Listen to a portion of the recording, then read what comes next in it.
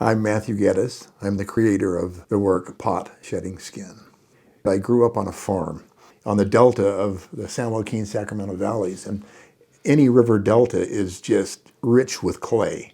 And as a little kid, I went out and there was a big sump by the house where excess water poured in, and as it dried out, the clay would be deposited in the bottom, and it was irresistible to slide down and play and just wallow in all of that rich clay. That's where I started, but I didn't know I was starting my career. I was just playing in the mud. When I got into college, here at BYU, a class that fit into a general education requirement was ceramics. And my only draw to it was that it fit my schedule, and it didn't seem like it would be too hard. I found out that I was back wallowing in that pit when I got into that class, and it was just in my blood. I didn't know it. I was a music major at the time. Ended up taking another class just because I was addicted, and I'm still addicted 50-something years later.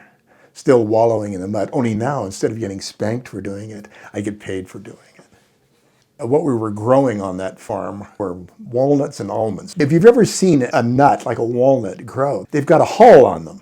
And that hull dries and it looks like it's dying, and it withers and it turns dark and it stains your skin. But what is coming out of that is this beautiful, shiny, live, life-giving nut. And that idea, I think, is probably where the ideas for things like this piece came. There's something that is dying and shedding and escaping, but there's something alive that's coming out, that's coming from it. And that was something that I was playing with that, and that's something that I still am playing with today, that idea that there's a transformation, there's a metamorphosis, there's a birth going on with that thing, and that soul is coming alive. Clay is such a versatile medium.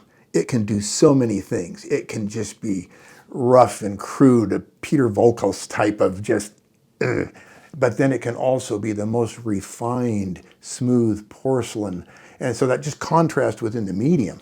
To do that was really kind of simple. A lot of times when you trim off excess clay on the bottom of the piece, it's typical to do that.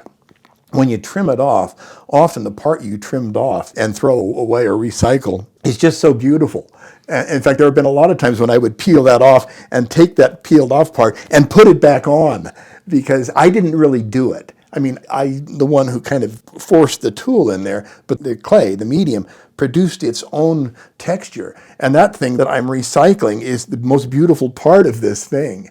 And so rather than going to the base of the piece and trimming off the excess that I didn't want, I kind of went up onto the top of the piece and began that process of trimming it off as though I was going to discard that. But as you discard it, didn't peel it off.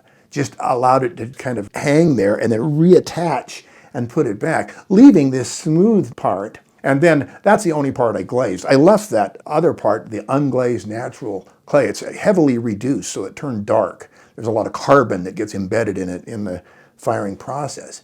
But then that top part on that one, I just applied a glaze to that. And the glaze that I chose for that is one that is kind of a celadon glaze, one that almost has a jade-like quality to it that you often see in Japanese or Korean pottery. So it has that light turquoise kind of celadon quality. I love the contrast between that rough, carbony clay and that smooth, pristine celadon on the top. I didn't do it, the clay and I did it together. Hopefully, as they look at it, they'll just feel something. And it might be the contrast of the surfaces, the rough versus smooth, the light versus dark, the beautiful versus the not quite as beautiful. But I hope they'll feel like there is some kind of an energy in it, trying to escape, trying to shed its skin, trying to come alive.